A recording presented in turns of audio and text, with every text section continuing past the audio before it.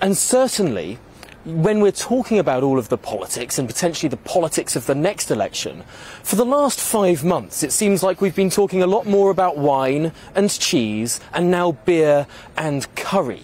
The leader of the Labour Party yesterday made the most extraordinary press conference, committing to resign if he receives a fixed penalty notice.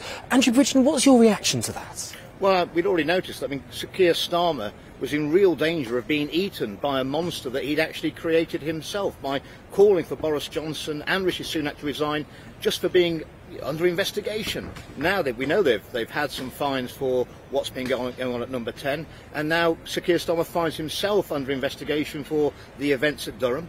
I'm hearing from CCHQ that they think there might be more than just the events at Durham to look at, but it was pretty disingenuous of Keir Starmer to say that he'll resign if he gets a fine. He knows full well that Durham Police's policy on COVID breaches is not to fine on the first offence, and also that they don't fine retrospectively. So I think he's fairly confident he isn't going to get a fine. And for me, what we need to do is we need to have investigators who are investigating Partygate to go up there and oversee that investigation in Durham so that we have consistency of application of the law.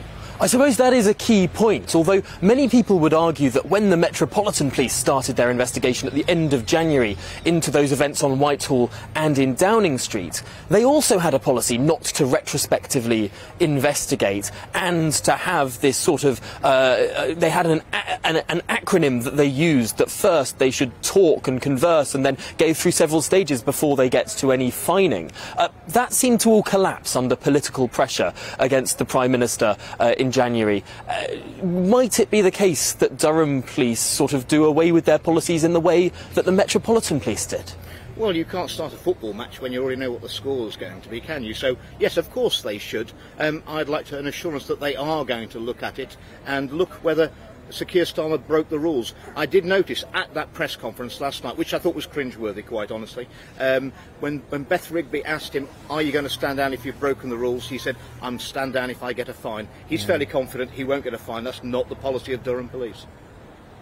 Well, I suppose just finally in this conversation, Andrew Bridgen, you are someone who has called for the Prime Minister to go, and then you retracted your letter into the chairman of the 1922 committee. Is that letter still retracted? That's a matter between myself and Sir Graham Brady, and he doesn't even tell Mrs Brady how many letters he's got. I think the Prime Minister is in his position, and it's a position he's put himself into, and Sir Keir Starmer is in a position he's put himself into. I think they should be all treated equally under the rules, and we should see what comes out of that.